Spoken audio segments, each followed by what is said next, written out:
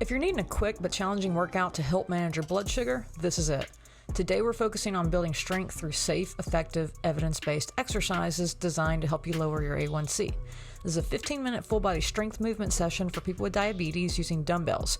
You'll need a couple of different intensities or weights, and I've provided links to the dumbbells that I use down in the description. The only other piece of equipment you'll need is a cushion or a pillow for stretching at the end. Before getting started, please make sure that your blood sugar is between 100 and 250 milligrams per deciliter, and that you've watched the relevant safety and instructional videos posted in the description below. We'll start warming up with air squats. Stand with your heels at shoulder width, angle the toes out to 30 degrees, chest up and abs braced. Begin to squat like you're sitting in a chair with your knees aligned with your feet. Go as low as you can safely go with the ultimate goal of your hip crease dropping below the top of your knee. Stand back up with chest and hips rising at the same rate. Arms go straight out front as you descend as a counterbalance, and return to the sides as you stand up. 45 seconds. Keep a steady breathing rate and tight abs throughout the warm-up.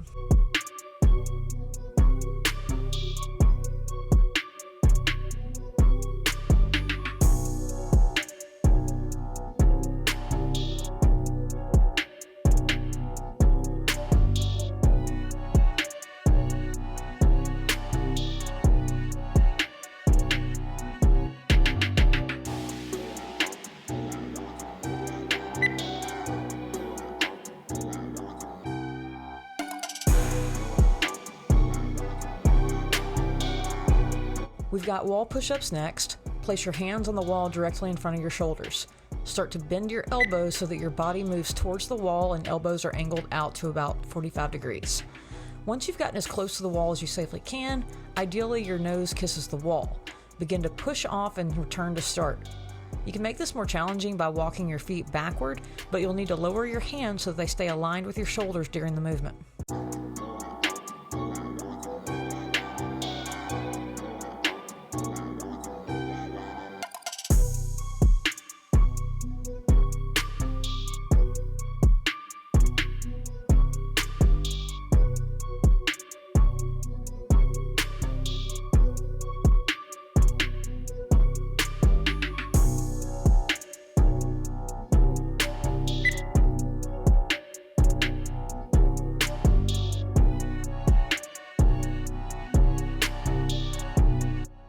The third warm-up movement is a reverse lunge. Starting with heels underneath the hips, hands on the hip, take a long step backward with the right leg.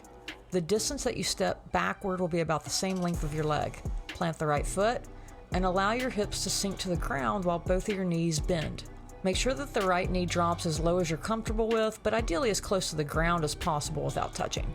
Push off with your right foot and return to a starting position.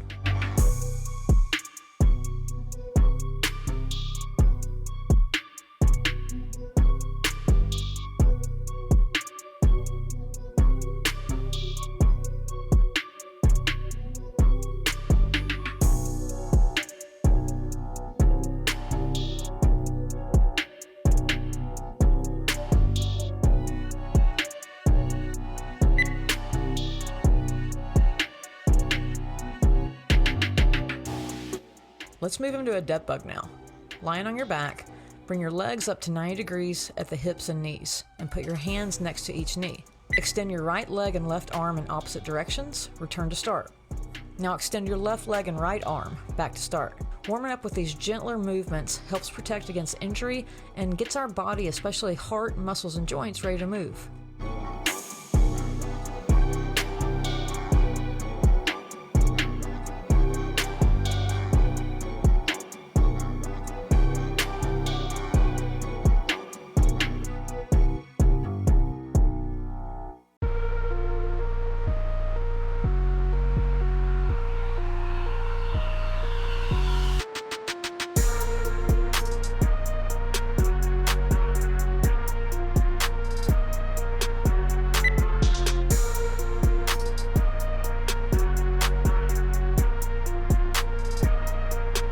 The last warm-up movement is a bird dog. Let's get on the floor to our hands and our knees. Hands under the shoulders, knees under hips. Begin to lift your left arm and right leg until they're straight and parallel to the floor. Hold for a few seconds, lower to start, repeat on the other side. If no one ever taught you how strength training can help with diabetes, you didn't fail, the system did. But you're here now showing up for yourself, and that's something to be proud of.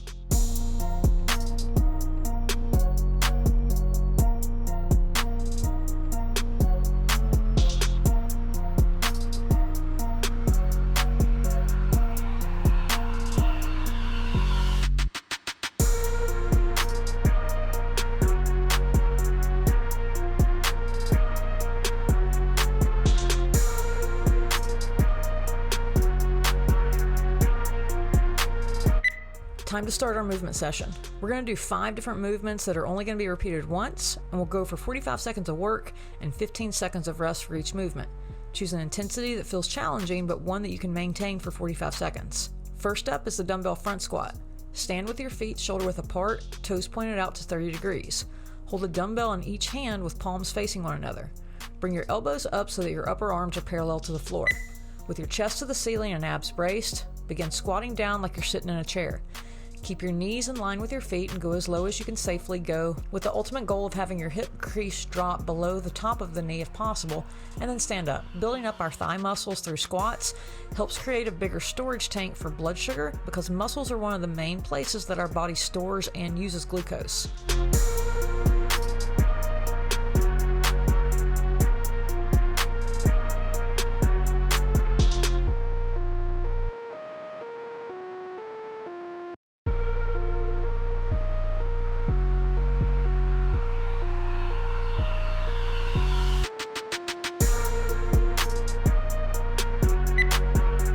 Let's rest for 15 seconds.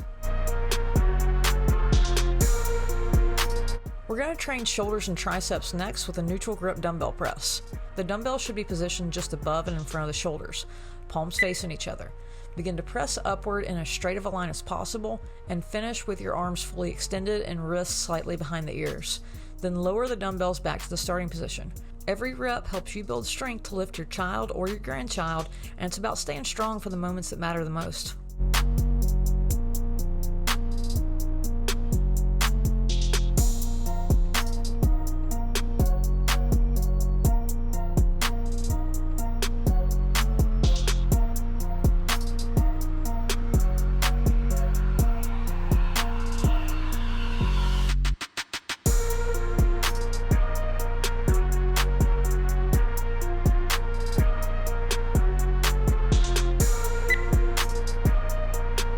On the floor for the Dumbbell Renegade Row now. From a plank position, either from your knees or from your toes with a wide stance. Dumbbell should be on the ground under the shoulders. Then grip the dumbbells with each hand. Alternate pulling the dumbbells towards your ribs while reaching your elbow to the ceiling and balancing on the non-moving arm. Return to the start and repeat on the other side. Rows help improve posture and ease back pain so that you can sit, stand, and move throughout the day more comfortably.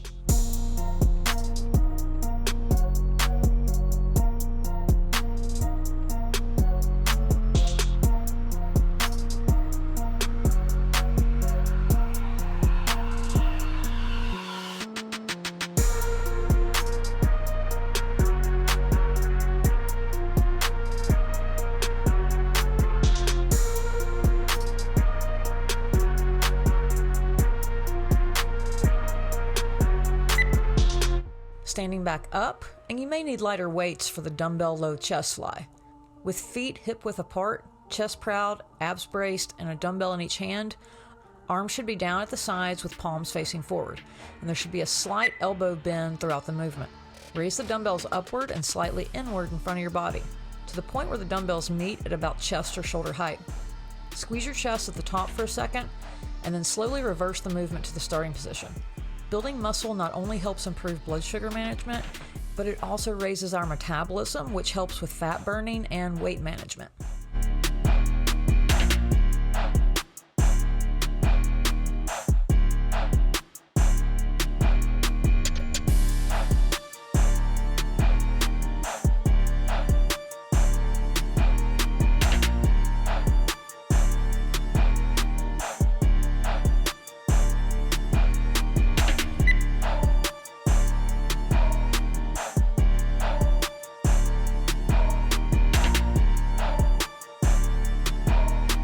Let's finish up with abs and a hollow hold.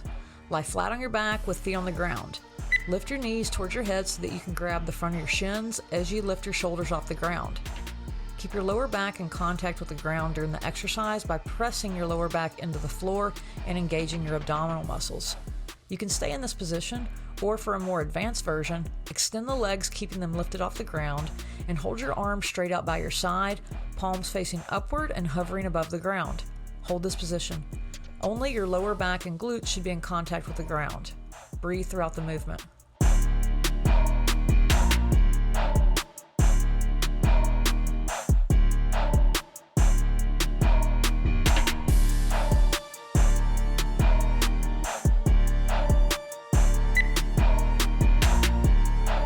Great work. Time to cool down with some stretching, and you're going to need a pillow or a cushion.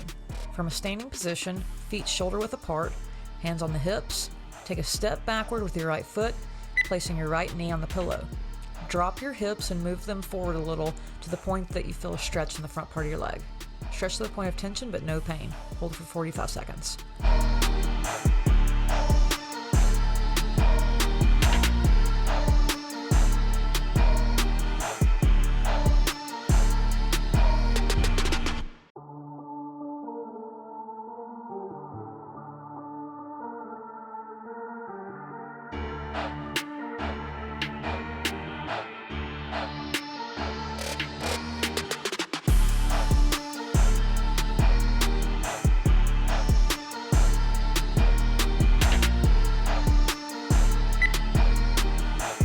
Switch sides.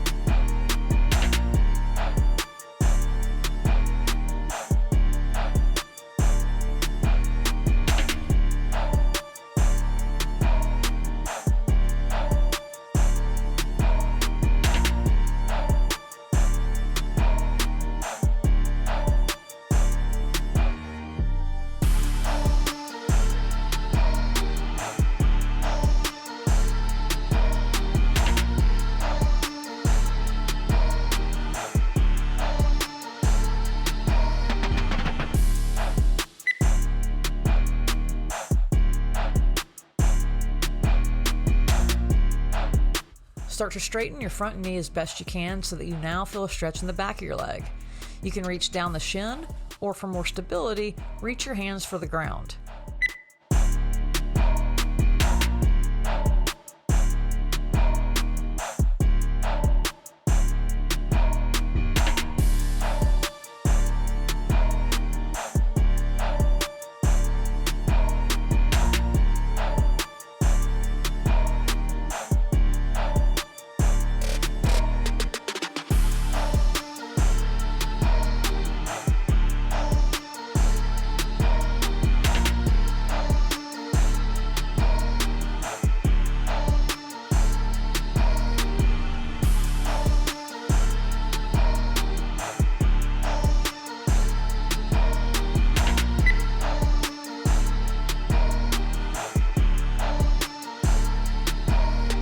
Switch sides.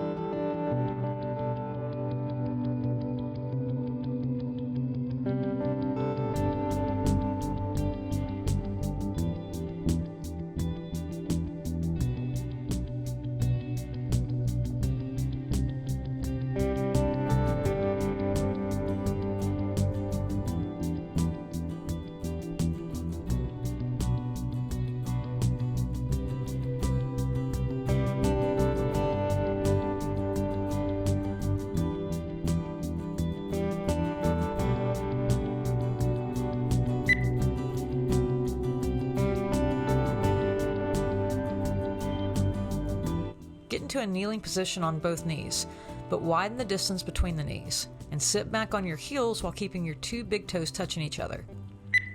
Reach your hands forward, walking them out as far as you can. Keep your palms facing the floor and stabilize on your fingertips so that your palms aren't actually touching the floor. Let the chest reach towards the floor. Your head can rest on either the floor or on a cushion.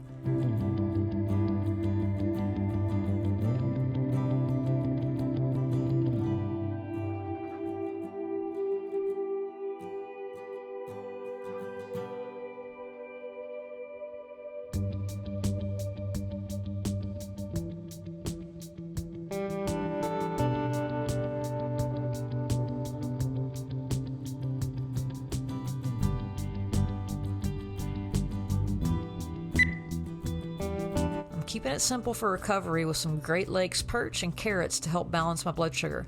Thanks for training with me, and be sure to subscribe for more workouts like this.